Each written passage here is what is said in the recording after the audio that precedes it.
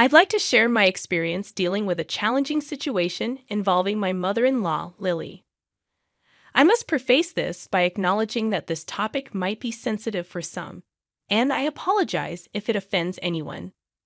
Lily has exhibited clear signs of racism, particularly towards individuals with a different skin color than hers. Unfortunately, this has become evident in her treatment of me, her daughter-in-law. To provide some background, I am a 28-year-old woman married to my long-term boyfriend, Zachary, whom I met during our post-graduation at a management college. I am of Indian origin but was born and raised in Boston, while Zach is a white American. Ethnicity became a concern when Zach and I got serious about our relationship. Lily, my mother-in-law, had reservations about our union due to this difference. Despite her initial attempts to appear accepting, her true feelings of disdain were palpable.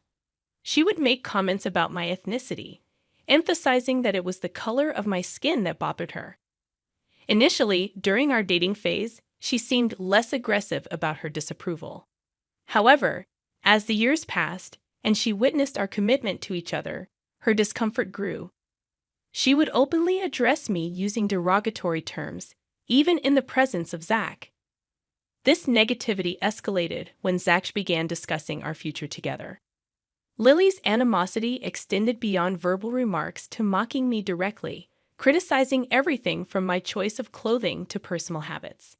Despite being as American as she is, she consistently categorized white Americans as us and we, while referring to people of color as they. Eventually, Zach reached a point where he stopped visiting his family during festivities and special occasions due to Lily's behavior. While I valued family connections, I couldn't be happy with Zach cutting ties, as I cherished my own family deeply. Initially hesitant about marrying into a family where I felt unwelcome, Zach helped me understand the importance of setting boundaries and ensuring that our choices were respected. Even though my parents shared my concerns, Zach's father emerged as a supportive figure, assuring my parents that I would be loved and respected in the family. Despite Lily's disapproval, Zach's father emphasized that the decision to marry someone should be his, urging her to respect his choices and back off.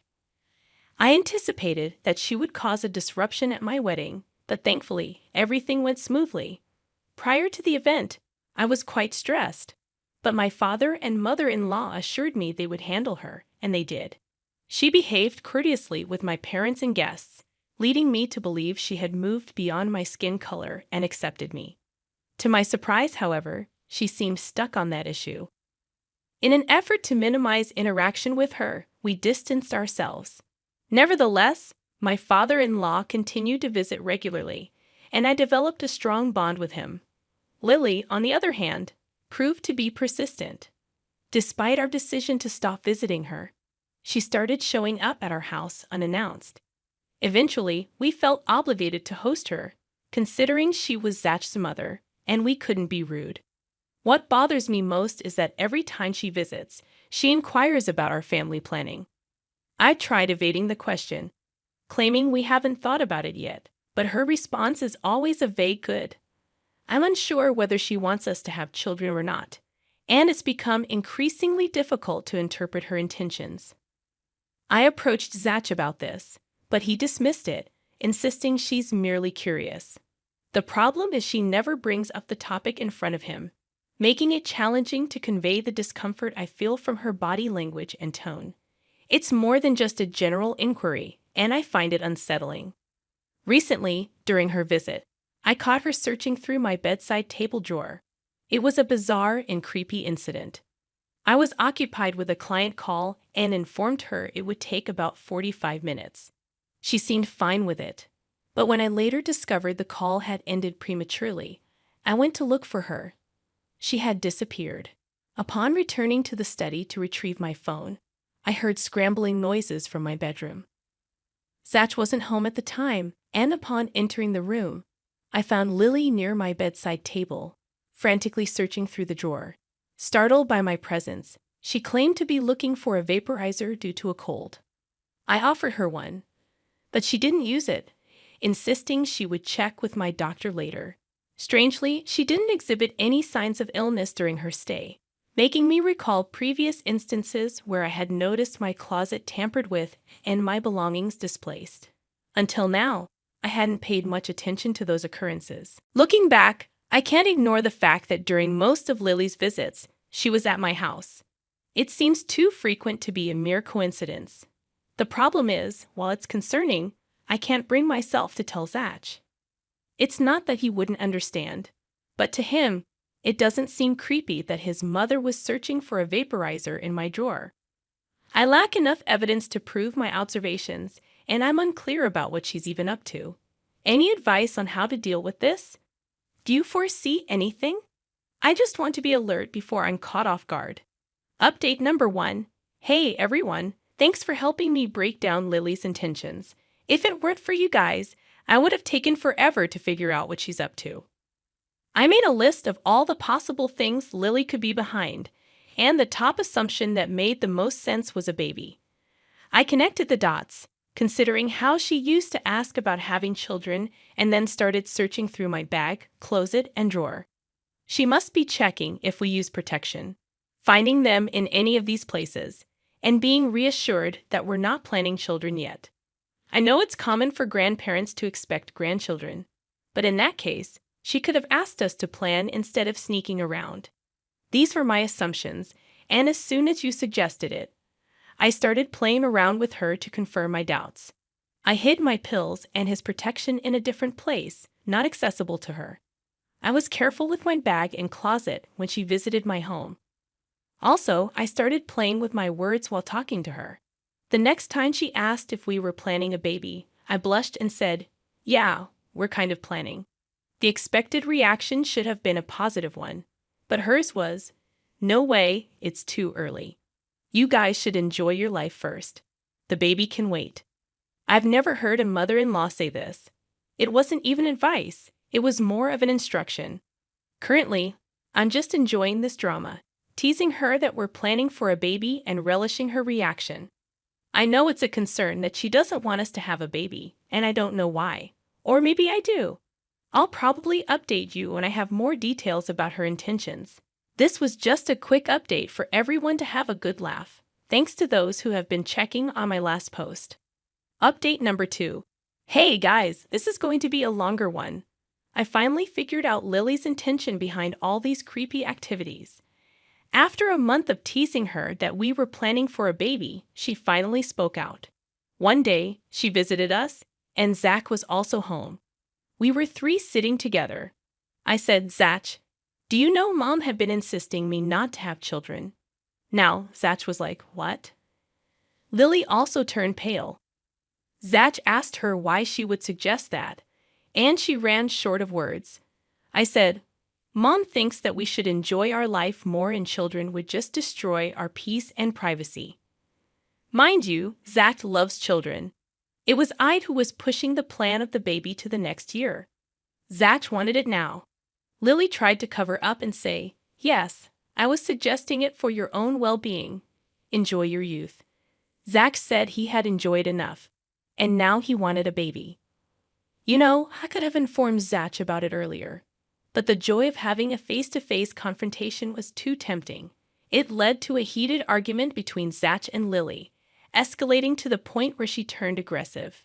Lily asserted that if we truly wanted to have a baby, we should opt for traditional surrogacy. She justified this suggestion by claiming that pregnancy is difficult for women, citing her business and career as factors that would be adversely affected.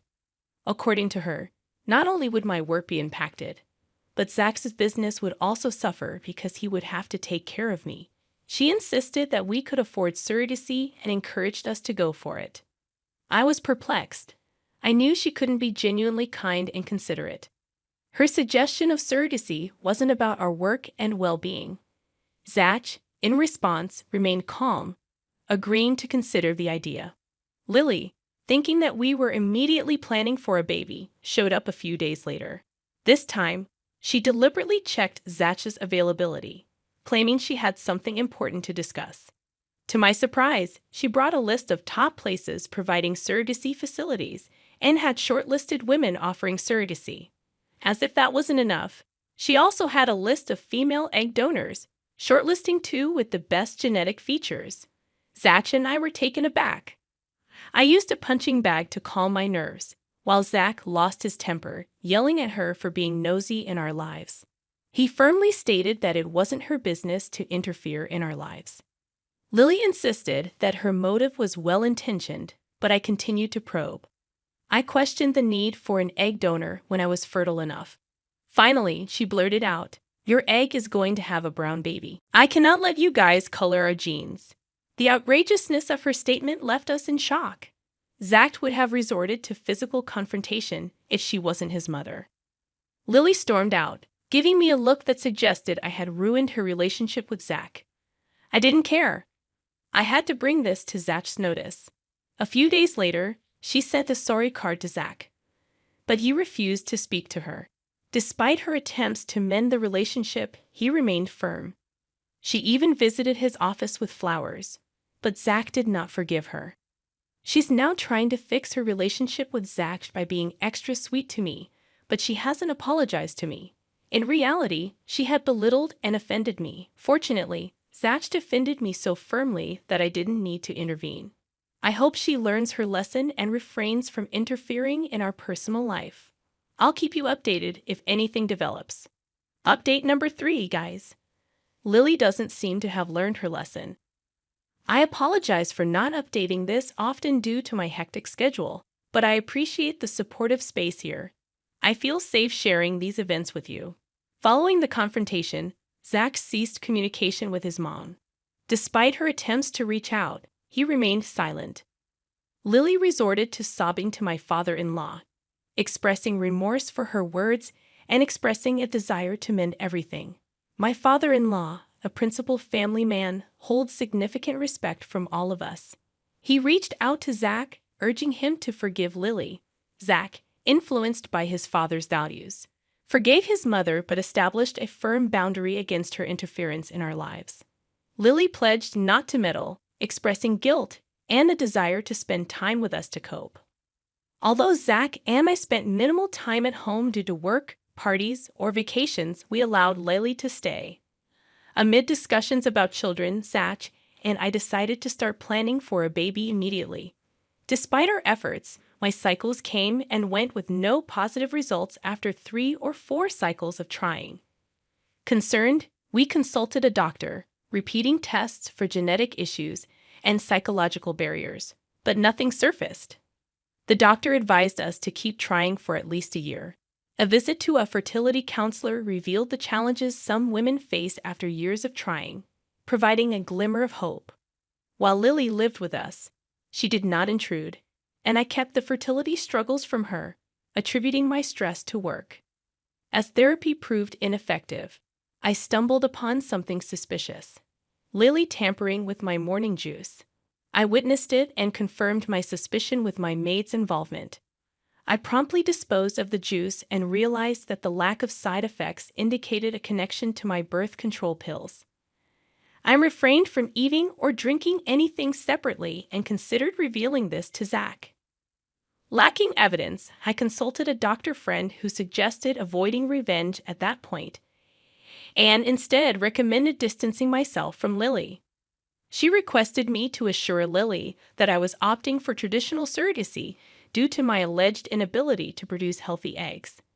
I insisted on a written report, but she claimed she couldn't risk her career. Despite this, she created a fake report under her name and location, stating that I was not fertile enough to produce eggs. Returning home, I showed it to Lily, feigning tears and distress. I conveyed that the doctor suggested surrogacy, and she appeared delighted. I asked her not to inform Zach because he wouldn't agree to using someone else's genes for our baby. Making her my ally, we both started looking for doctors and surrogate mothers. Lily, however, urged me to continue the search as she had to return to her husband. She insisted on finding gorgeous white women as donors. Once she left, I confronted the maid about the birth control pill incident. Tearfully, she confessed to Lily's instructions, but I recorded her admission. I didn't fire her because she was bribed by Lily, threatening to report her to the police if she revealed this to Lily. Now that Lily's not around, I'm hoping to conceive naturally. I'll update you when I have time. Thanks for checking in. Update number 4. Starting with good news. We're expecting twins in February. I know it's a late update. Blame my pregnancy exhaustion. Conceiving on the first cycle after Lily left, Zach and I were overjoyed upon seeing the positive results. Our happiness doubled upon seeing our twins on the ultrasound. Insisting on keeping the pregnancy a secret until the first trimester was over, I explained to Zach about Lily's actions. I played the recorded confession for him, and he was furious but chose not to fire the maid. We minimized conversations with Lily, occasionally updating her on our surrogacy progress, claiming we had put a halt on it. About a month ago, it was Lily and father-in-law's 30th anniversary, and they organized a huge celebration. I proposed using the occasion to announce our pregnancy, as I was about to complete the 3rd month. After the cake cutting, during the toasts, Zach and I announced our family of 2 was soon becoming a family of 4, presenting 3D images of our twins. People showered us with love and blessings. Lily assumed we were pregnant through surrogacy, so her reaction was subdued. Later, she asked why I hadn't informed her about the surrogacy. I suggested discussing it after the party, and once the celebration ended, we gathered as close family members. Lily questioned why I wasn't drinking and demanded to see a picture of the egg donor to examine her facial features. In response, I tightened my dress to reveal my tiny baby bump. Lily, taken aback, lost her composure, yelling and hurling insults at me. Zach intervened, urging her to stop, but she proceeded to disclose all our conversations about infertility and surrogacy. Standing there quietly, I felt the weight of her revelations. Zach played the confession recording for everyone, leaving my father-in-law furious to learn about Lily's malicious actions to prevent my pregnancy. In her defense, Lily expressed her reluctance to see a brown child in her family, causing an uproar among Zach's extended family. Shouting and yelling ensued, primarily between Lily and the others present, including Zach's uncle, brother-in-law, and his wife. Lily continued making outrageous statements, and I couldn't hold back my tears any longer. My father-in-law sternly warned Lily that if she spoke one more word against me, he would divorce her. Zach asserted that she had done enough harm and banned her from our home and future children. Lily left the house, portraying herself as the victim, claiming nobody understood her. My father-in-law and others consoled and apologized to me for Lily's behavior. Despite his apologies, my father-in-law expressed regret for failing to keep Lily in check. Zach and I decided to take a short trip to help me cope with Lily's wrath and the impact on my mental state due to pregnancy hormones. During the trip, I cried uncontrollably, but it eventually aided in my emotional recovery.